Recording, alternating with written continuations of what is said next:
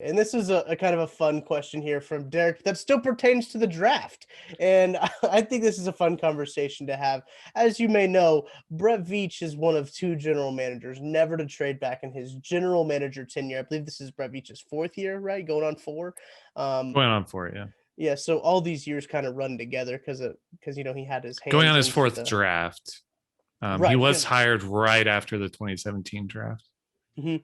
He had his hands in the 2017 drafts, reportedly had his hands all over it before they let go of Dorsey, I think is the term Yeah. that they used. But he was fired. But anyway, he has never traded back with him and Dave Gettleman. So Derek asks, who trades back first, Dave Gettleman or Brett Veach? If you don't know, Dave Gettleman is the general manager of the New York Football Giants.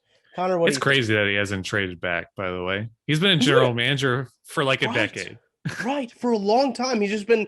Where was he at before the Giants? He went there like 4 or 5 years Panthers. ago. Panthers, that's right. Yeah, so he's been in the league for a hot minute. Yeah, and he loves his hog mollies, and his press conferences are just so fun. Like he Hmm. seems like a fun guy for sure.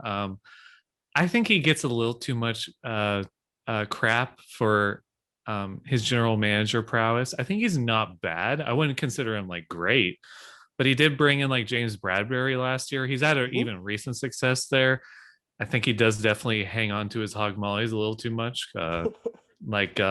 He just paid Leonard Williams like 20 million a year, some crazy number, more than Chris Jones got paid. But as far as the question goes, I think both are actually in a really good position to trade back this year. Hmm. Um, at 11, it's entirely possible that there's a quarterback, like a Mac Jones type, and the Giants might trade back there. There might be like a premier, maybe somebody trades up for the premier defender, like a Surtain or something. It's hard to say. I think he'll stay though, because I think he's going to get one of the three elite wide receivers. Yeah. Whoever falls to him, I think he'll get one that falls to him. He's going to snatch him before the Eagles, which will cause Philadelphia to burn down because they really, even after taking a wide receiver last year, they really want another wide receiver. But Dave Gettleman's going to snatch him before that. So I think he's going to stay there. And then you get to the second round. I think Brett Veach is going to trade back from 63. I've got an inkling. Mm. I've got a feeling. I don't think he's going to love, even though he said that quote about this hot spot of the draft being the mid second to third round, the top 75 guys after that falls off. I think he's going to think he can get a top 75 guy in the 70 to 80 range in the third round. Mm. So he's going to target somebody like a Vikings, who I've seen are going to try and trade up a few times this draft because they just have so many picks. Right. Somebody of that sort that just has a lot of picks and they want to burn it and they see their guy at 63, Beach is going to go, okay, I need some picks back for this Orlando Brown trade. I want to pick at least before 144. Hmm. So he's going to actually trade back for the first time this year. That's what I think he'll do.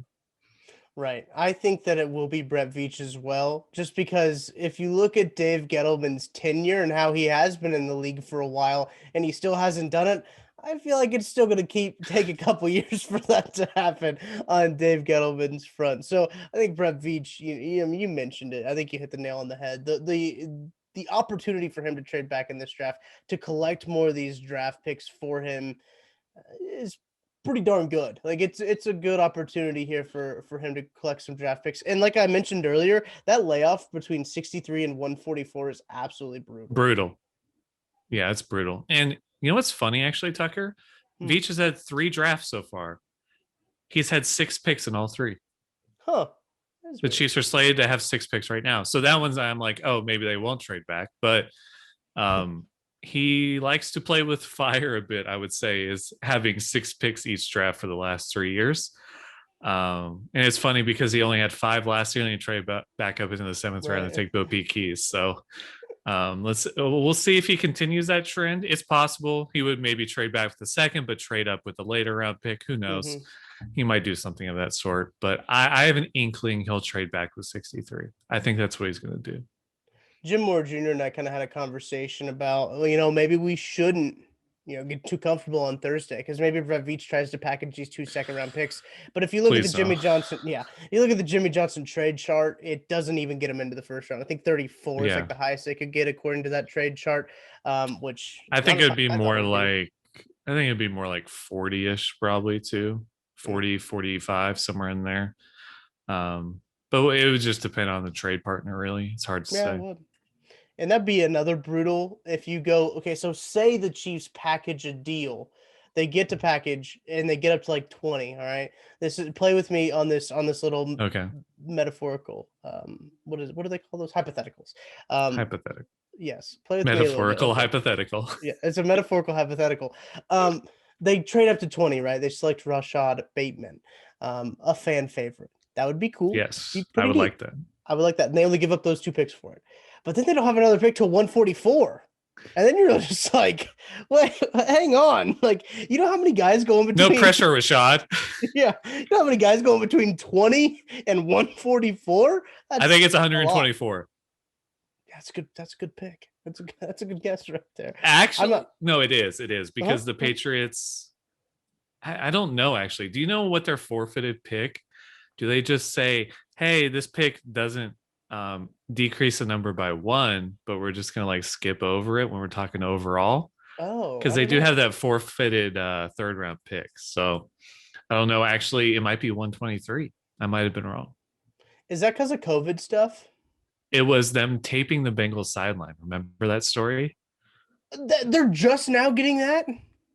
It was wasn't it last year? I think it was last year. It was like Oh, early last year.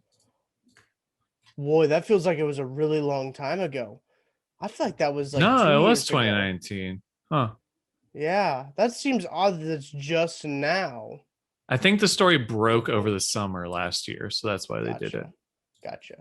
Okay, that makes a little bit more sense. I was like, "Holy cow!" Like that seems like it was a long time ago. But yeah, I think that there's a lot of interesting scenarios that could happen. I think Brett Veach trading back is probably going to be one of the stories to watch for heading into day 2 of this draft. And if you're listening to this podcast on Friday before the draft, you're lucky. Because we basically just previewed it for you. No, I'm just kidding. We will have another preview episode on Friday. I believe Jordan will be joining Connor and I for that preview of it. And then after that, Jordan will be joining me for a little short recap. And then Connor and Jordan the next day on Saturday, we'll have an episode out. So just plan on the longer episodes are going to be with Connor and Jordan and I. They're not going to do it without me. I'm going to be on all of them. Not really They could. possible. They could do it without me and just sneak it behind my back. Who knows? Nobody wants that. Nobody wants that, Tucker. Nobody really wants to do all the work that goes involved with it. I don't blame them either. It's a lot of work that goes into all these podcasts, but that's the plan. 2 podcasts a day, reactions and previews. We're going to try it. We're going to try it out and see how it works out. Also have a ton of written content on arrowheadreport.com. So make sure you're following us there. We're going to have Yep. an undrafted free agent tracker as well after the draft ends on Saturday. So make sure you're tuned into Arrowhead Report. We're going to keep you up to date with all of the undrafted free agents the Chiefs will have as well, because they're going to have several. Brett Veach is really good about signing very good classes of undrafted free agents. Last year's class was actually pretty good. If you think about Yeah. the undrafted free agents that he got out of that, there were some starters. If you can get playing time, a contributor from your undrafted free agent class, and they did it with Tershawn Wharton, that's a win. I mean, Yasir Durant was an undrafted free agent guy too, and he played. He made the 53. Yeah. Made the 53. Played in a few snaps just to.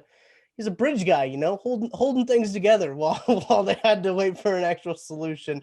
Mizzou made too, so you love to Mizzou see made. That. So Connor, appreciate you joining me on this little pre-draft mailbag. Got any final thoughts before round 1?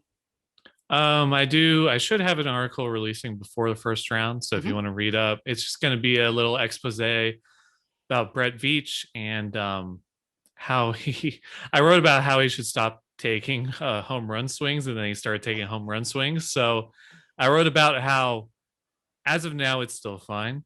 I just hope that in starting with this draft, he starts dialing back a bit, I would say, and how remaking the O-line probably called for home run swings, but I would like to see him maybe, like we just talked about, trade back in the draft, make his job easier, because he's making his job hard because he has to hit on these home runs a lot. Yep. I want him to make his job a bit easier. So I wrote a bit about that, and all of that went into that.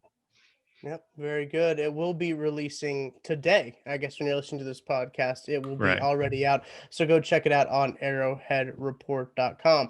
I'll be back probably later today with Jordan Phil. We're going to be recapping the first round of the NFL draft. Even though the Chiefs don't have a pick, I think it's important to keep you guys up to date what's going on in the AFC West, kind of the other storylines heading in to day 2. So until then, I'll talk to you later.